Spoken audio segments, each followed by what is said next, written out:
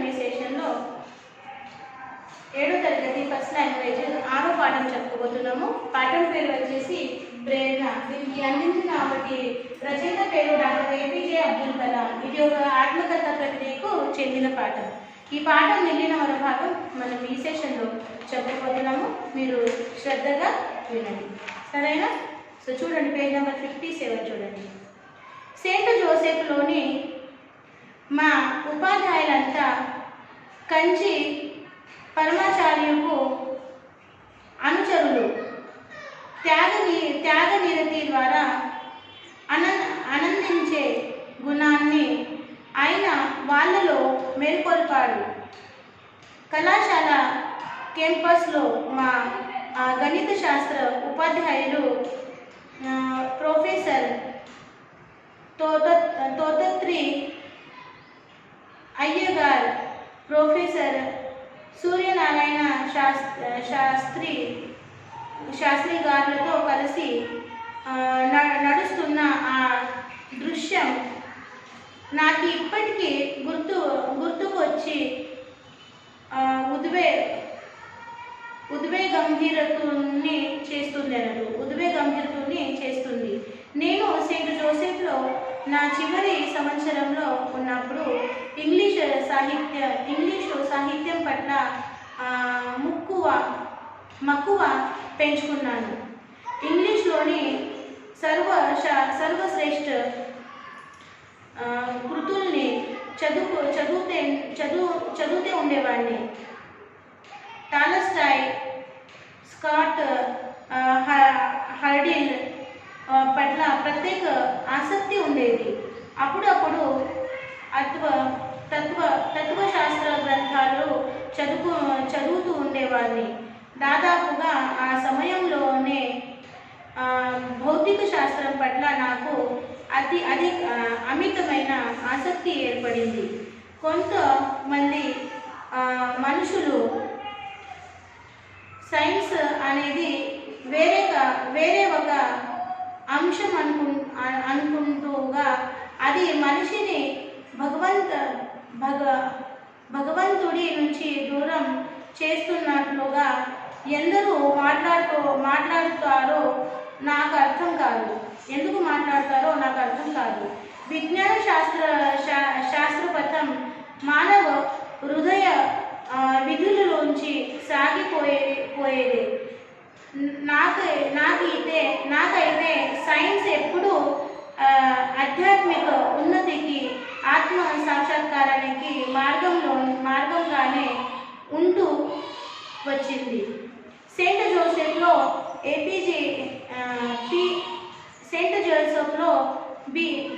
BSc degree కోర్సులో చేరినప్పుడు అంతకు మించిన ఉన్నత చదువు ఏమీ నాకు తెలియదు.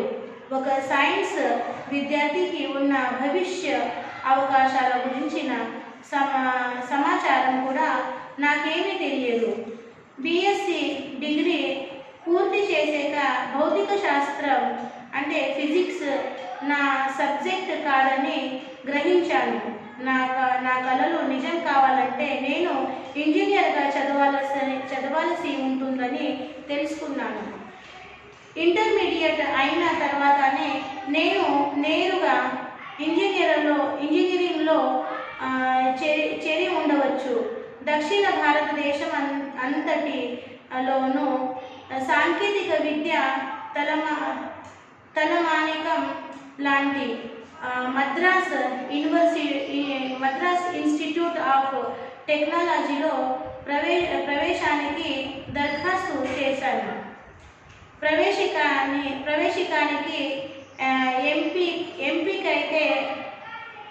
ఎంపికైతే అయ్యాను. కానీ అటువంటి ప్రతిష్టాత్మక సంస్థలు చదవడం అంటే చాలా ఖర్చుతో కూడుకున్న పని. దాదాపు 1000 రూపాయలన్న అవసరమవుతాయి. కానీ అది నా తండ్రికి తలకు మించిన విషయం. అప్పుడు నా సోదరి బోహరా నాకు తోడు నిలబడింది. తన బంగారు గాజులు గొలుసు కుందుబెట్టి ఆమె నాకు సాయం చేసింది. నేను చదువుకోవాలని ఆమె ఆకాంక్ష, నా సామర్థ్యంపై ఆమె నమ్మకం నన్ను గాఢంగా చలింప చేశాయి. నేను నా సొంత సంపాదన మీదనే ఆమె గాజుల్ని విడిపిస్తానని ఒట్టు పెట్టుకున్నాను. అప్పుడు నాకు డబ్బు సంపాదించుకోవడానికి ఉన్న ఏకైక మార్గం కష్టపడి చదువుకొని స్కాలర్షిప్ సంపాదించుకోవడమే.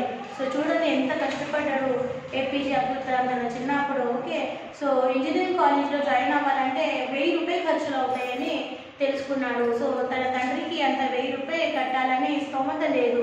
అప్పుడు తన సోదరి, తన అక్క కానీ అంటే తన సిస్టర్ ఆయనకు తన గాజులు, తన చైన్, ఓకే గొలుసు అమ్మి, బంగారు గొలుసు, గాజులు అమ్మి ఆ డబ్బులు ఏపీజే అబ్దుల్ కలాంకి ఇచ్చింది. అప్పుడు ఈ అబ్దుల్ కలాం ఏం ఒట్టు పెట్టుకున్నాడంటే, నేను కష్టపడి కష్టాల జీతంతో ఆ గాజులు, ఆ గొలుసు నేను ఆమెకు విడిపించి ఇస్తానని పట్టుదల పట్టుకున్నాడు. ఓకే, సో అలా నేను కష్టపడాలంటే కష్టపడి నేను చదివి స్కాలర్షిప్ సంపాదించుకోవాలా అని ఆ మార్గం తెలుసుకున్నాడు. సో ముందు ఏం జరిగింది చూడండి. నన్ను ఎంఐటిలో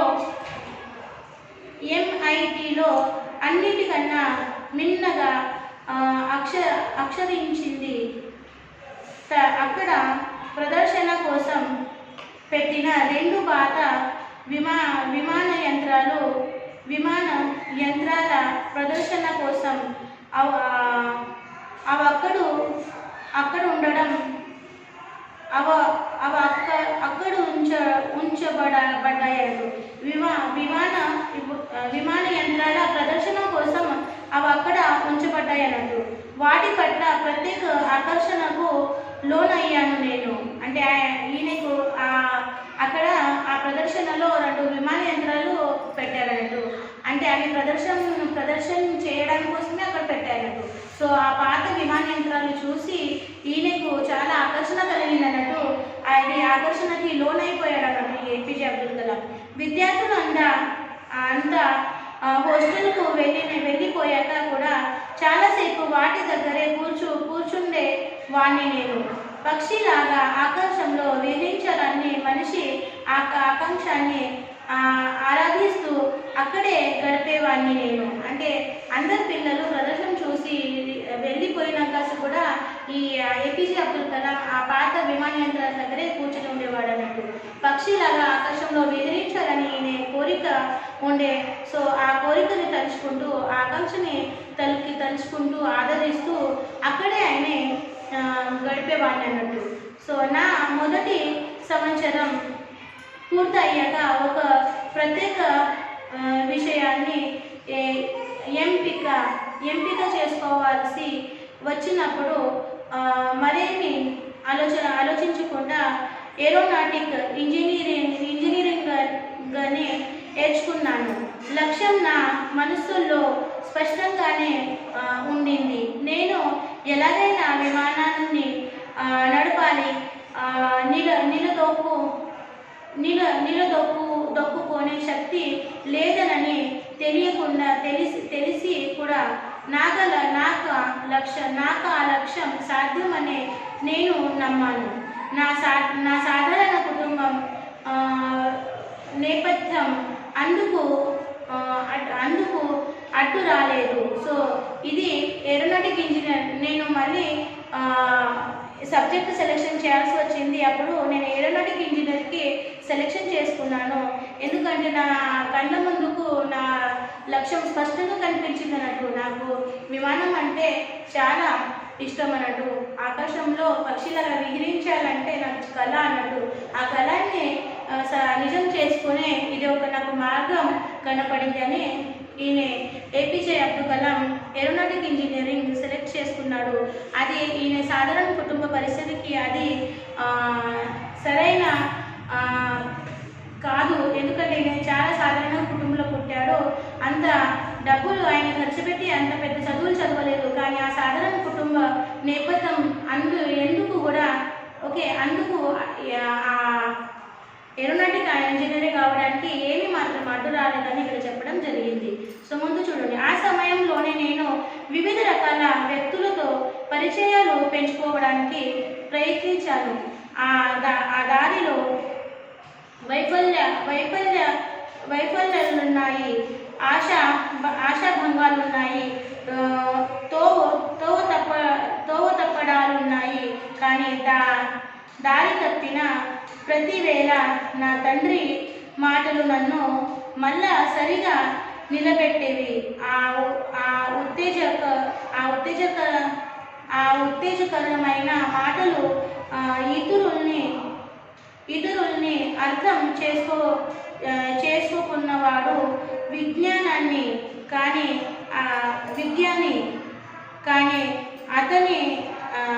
తనని తాను తెలుసుకోకన్నవాడే వివేకి. వివేకం లేని విజ్ఞానం ప్రయోజనం శూన్యం.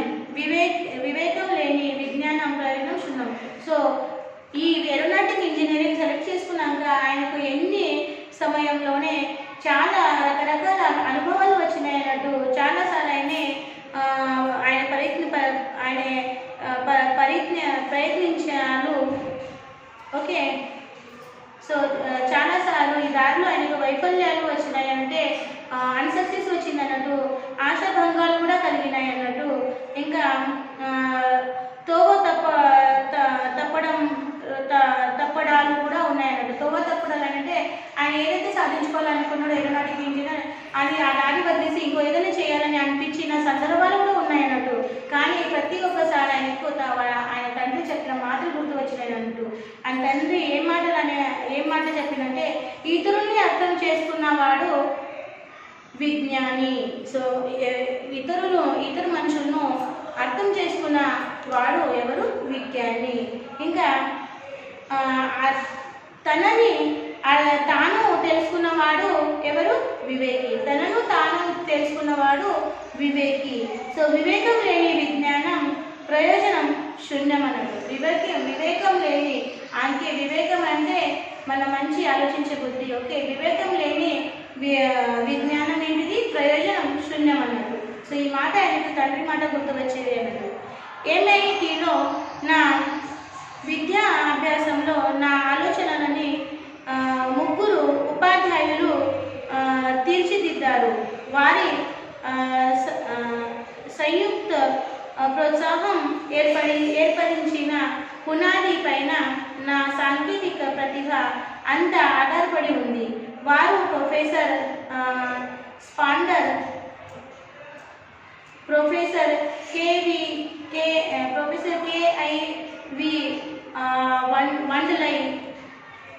KI పండలై, ప్రొఫెసర్ నరసింగరావు గారు, వారితో ప్రతి ఒక్కరిది ఒక ప్రత్యేక వ్యక్తిత్వం, కానీ అందరి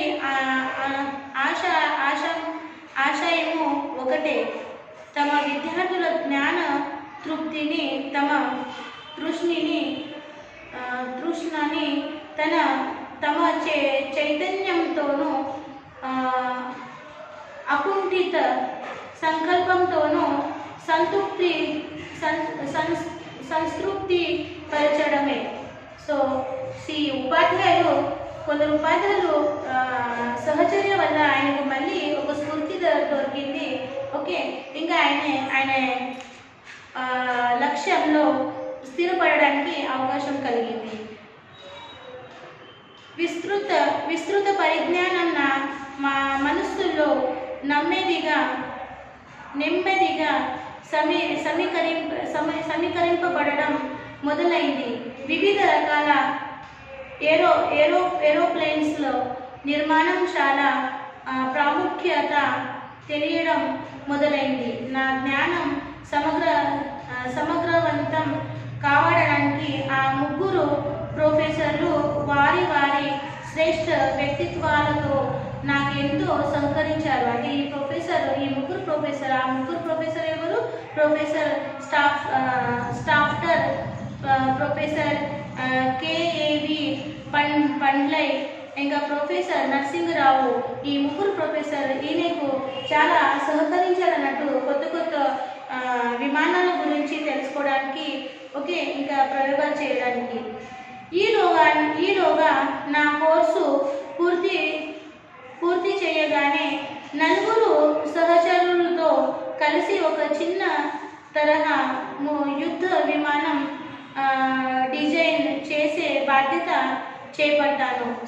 సో ఈ ఏరోనాటిక్ ఇంజనీరింగ్ కోర్సు పూర్తి అవ్వగానే ఈ ముగ్గురు ప్రొఫెసర్తో పాటు ఎవరైతే ఆయనకు సహకరించారో ఆ ముగ్గురు ప్రొఫెసర్తో పాటు ఒక యుద్ధ విమానం డిజైన్ చేయడం ప్రాజెక్ట్ని చేపట్టాడు అన్నట్టు.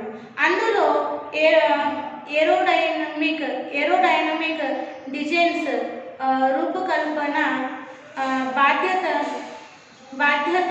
నాది అన్నట్టు. సో అందులో ఈయనకి ఏం బాధ్యత ఇచ్చారంటే ఏరోడైనమిక్ డిజైన్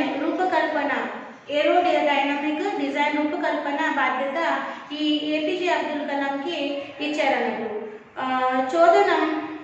చోదనం నిర్మాణం, అదుపు ఉపకరణ సామగ్రికి సంబంధించిన రూపకల్పని నా మిత్రులు తమ వంతుగా తీసుకున్నారు అన్నట్టు. సో ఏమేం చోదనం నిర్మాణం అదుపు ఉపకరణ సామగ్రికి సంబంధించిన రూపకల్పనని ఆయన మిత్రులు ఎవరు? ఏపీజే అబ్దుల్ కలాం మిత్రులు తమ వంతుగా తీసుకున్నారన్నట్టు.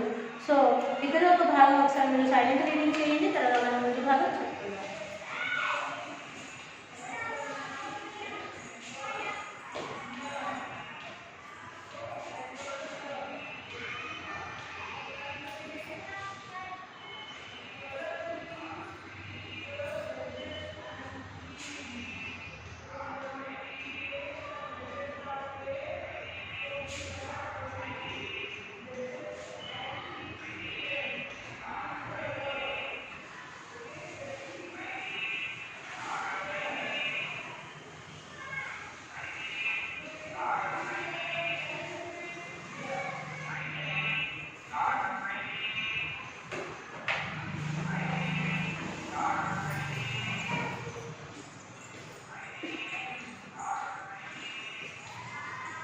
చదివారా? Reading is very important.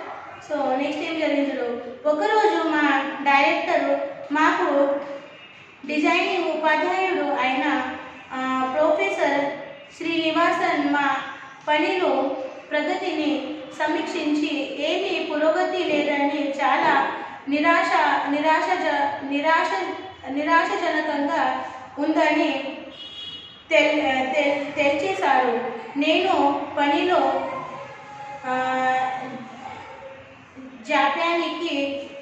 జపానికి oh dozen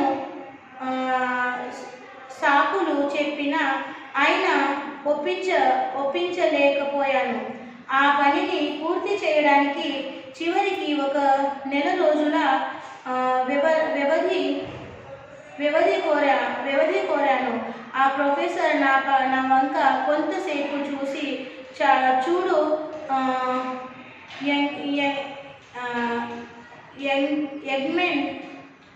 young men, ఈరోజు శుక్రవారం మధ్యాహ్నం నేను నీకు 3 రోజులు టైం ఇస్తున్నాను. సోమవారం ఉదయానికి కానీ విమానం నిర్మాణం డ్రాయింగ్ పూర్తి కాకపోతే మీ స్కాలర్షిప్ని ఆపేయవలసి ఉంటుంది అన్నాడు. నాకు నోట మాట రాలేదు. ఆ స్కాలర్షిపే నా జీవన భాగ్యరేఖ. అది కానీ లేకపోతే ఇక ఏ దిక్కు లేదు. చెప్పినట్టు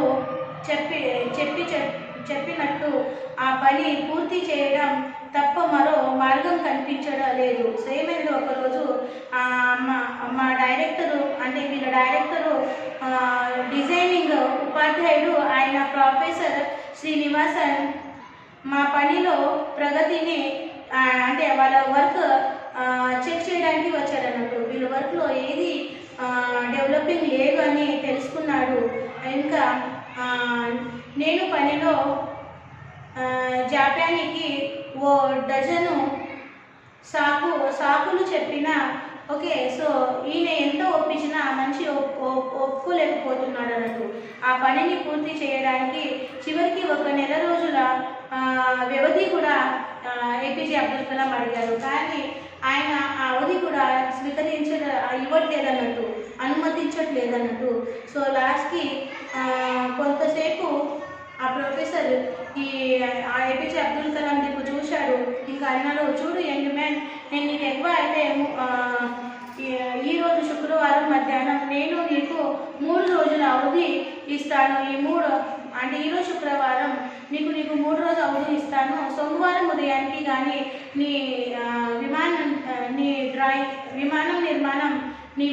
నిర్మాణం డ్రాయింగ్ అంటే అవుట్లైన్ ప్రాజెక్ట్ కంప్లీట్ కాకపోతే నీ స్కాలర్షిప్ నేను ఆపేస్తానని చెప్పాడు. ఇంకా ఈ ఏపీజే అబ్దుల్ కలాం ఉండే జల్లు మండలి, ఎందుకంటే ఆ స్కాలర్షిప్ ఆయనకు ముఖ్య ఆధారం అన్నట్టు చదవడానికి. ఇంకా అది కూడా లేకపోతే ఇక నా పని ఇప్పుడు నాకు ఏ మార్గం లేదని. సో ఇప్పుడు ఈ విమానం డిజైన్ చేయడం కంటే నాకు ఏ మార్గం లేదని ఆయన తెలుసుకున్నాడు. సో ఆ రాత్రి నేను భోజనం మానేసి డ్రాయింగ్ బోర్డ్ దగ్గరే పనిలో నిమగ్నమై పోయాను. మరునాడు ఉదయం 1 గంట మాత్రమే విరామం తీసుకొని ఏదో తిన్నాననిపించి మళ్ళా పనిలో పడ్డాను. ఆదివారం ఉదయానికి దాదాపు పని పూర్తి కావస్తుండగా హఠాత్తుగా ఎవరో అక్కడ మసిలినట్లుగా అనిపించింది. చూద్దును కదా ప్రొఫెసర్ శ్రీనివాసన్ నన్ను కొంత దూరం నుంచి పరీక్షిస్తున్నాడు. ఆయన నా పని ప్రగతిని చూడడానికి జింఖానా నుండే నేరుగా తన టెన్నిస్ డ్రెస్లో వచ్చేశాడు. నా పనితీరు పరిశీలించాక ప్రొఫెసర్ శ్రీనివాసన్ నన్ను ఆప్యాయంగా కౌలించుకొని ప్రశంసాత్మక వెన్ను తట్టాడు. నాకు తెలుసు నిన్ను ఒత్తిడి చేస్తున్నానని, అసాధ్యమైన పరిస్థితికి నెడుతున్నానని కూడా తెలుసు. కానీ నువ్వు ఇవంతా చక్కగా ఈ పనిని పూర్తి చేయగలవని ఊహించలేదు అన్నాడు. సో ఏమైందంటే ఆ రాత్రి ఇక ఈ ఏపీజే అబ్దుల్ కలాం తినడం మానేసి పనిలోనే మునిగిపోయాడు అన్నట్టు. మరో రోజు ఉదయం కూడా ఆయనకి ఏమి తినాలనిపించలేదు. మళ్ళీ ఆ రోజు కూడా పనిలోనే జరిగిపోయింది. సో ఇలా ఆయన ఆ పని పూర్తి చేయడానికి అది నిరంతరం కష్టపడుతున్నాడు. సో ఒకరోజు ఆయనకు అక్కడ ఏదో కదిలినట్టు కనిపించింది. సో ఆయన చూడగానే అక్కడ ఎవరునంటే ఆ ప్రొఫెసర్ శ్రీనివాసన్ కనపడ్డారు. ఎవరైతే ఈయనకు పరీక్షిస్తున్నాడో ఆ ప్రొఫెసర్ శ్రీనివాస్ కనపడ్డాడు. ఆయన దూరం నుంచి ఈయన చేసే పనిని అన్ని గమనిస్తున్నాడు. ఆయన దగ్గరికి వచ్చి ఆయనతో అన్నాడు, నాకు తెలుసు నేను ఒత్తిడి పెడుతున్నానని, ప్రెషర్ చేస్తున్నానని, కానీ నువ్వు ఇంత కష్టంగా నిరంతరంగా ఈ పని చేయగలుగుతావని అనుకోలేదని అన్నాడు. సో ఆయన వీపు కూడా తట్టాడు అన్నట్టు. ప్రాజెక్టు పని పూర్తి చేసుకున్న కాలంలోనే నేను ఏమైతే తమిళ సంఘం వారు నిర్వహించిన వ్యాస రచన పోటీలో పాల్గొన్నాను. మన విమానాన్ని మనమే తయారు చేసుకుందాం అని ఒక వ్యాసాన్ని తమిళంలో రాశాను. ఆ వ్యాసం గొప్ప ఆసక్తిని రేకెత్తించింది. ఆ పోటీలో గెలిచాను.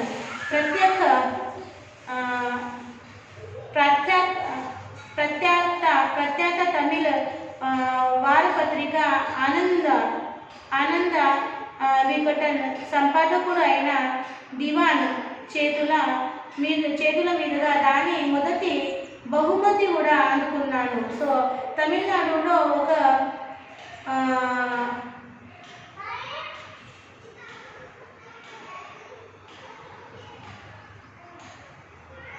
తమిళనాడులో ఒక వ్యాస పోటీ జరిగిందన్నట్టు. ఆ వ్యాస పోటీలో ఈయన పాల్గొన్నారన్నట్టు. మన విమానాన్ని మనమే తయారు చేద్దామని ఒక వ్యాసాన్ని కూడా రాశారు తమిళంలో. ఆ వ్యాసం చాలా ప్రసిద్ధి ఎక్కిపోయిందన్నట్టు. సో ఆ పోటీలో ఆయన బహుమతి కూడా గెలుచుకున్నారన్నట్టు. ఆ తమిళ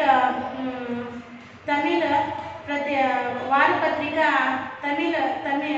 ప్రఖ్యాత తమిళ వారపత్రిక ఆనంద వికటం సంపాదకుడు అయిన దివాన్ ఆయన చేతుల మీద ఆయనకు బహుమతి కూడా అందుకున్నాడు అన్నట్టు ఏపీజే అబ్దుల్ కలాం. MITకి సంబంధించి నా ఆత్మీయమైన జ్ఞాపకం ప్రొఫెసర్ స్పాండర్కి సంబంధించిందే విల్డోలో సమావేశంలో భాగంగా మేము గ్రాఫ్ కోడ్ కోసం నిలబడ్డాం. ప్రొఫెసర్లు ముందు కూర్చొని ఉండగా గ్రాడ్యుయేట్ విద్యార్థుల మంద 3 వరుసల వెనుక నిల్చున్నాం. హఠాత్తుగా ప్రొఫెసర్ ప్రాండర్ లేచి నిల్చొని నా కోసం కలియ చూశాడు. నేను 3 వరుసల్లో నిలిచాను. నాతో పాటు ముందుకు కూర్చో అన్నాడు.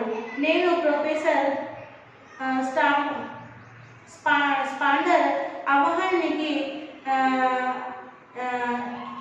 నిర్ఘాత్ పోయాను.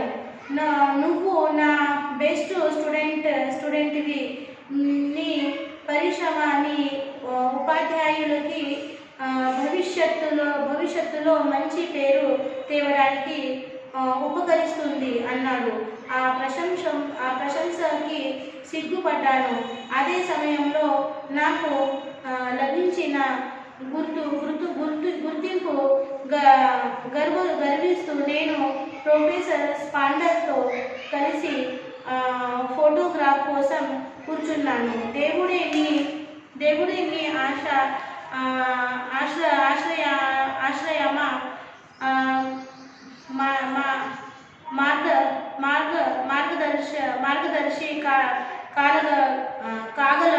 మార్గదర్శి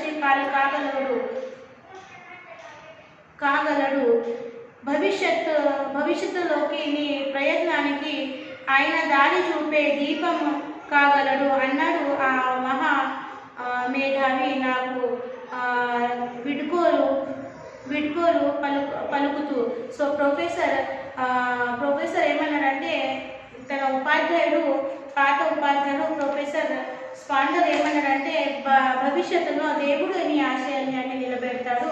దేవుడే నీ జీవితంలో కాంతిని నిలుపుతాడు. నీ ఆశలని నిర్వహిస్తాయని మంచి మాటలు పలికాడు అన్నట్టు. సో నువ్వే నా బెస్ట్ ఫ్రెండ్ అని ఒక గుర్తింపు కూడా ఇచ్చాడు అన్నట్టు. ఓకే. సో వైమానిక దళంలో ఉద్యోగానికి డెహ్రాడూన్కి రక్షణ మంత్రిత్వ శాఖ ఉద్యోగానికి ఢిల్లీకి వెళ్ళవలసి ఉంది.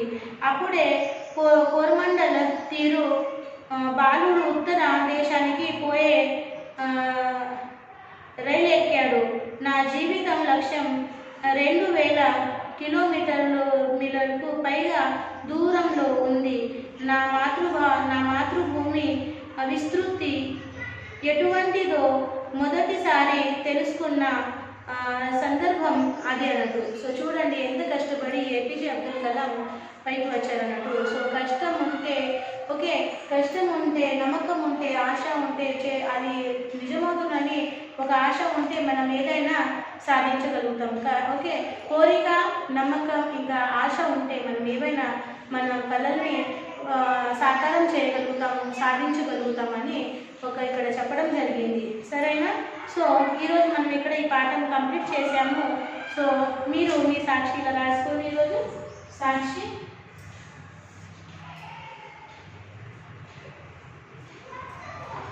సబ్జెక్ట్ రాయండి తెలుగు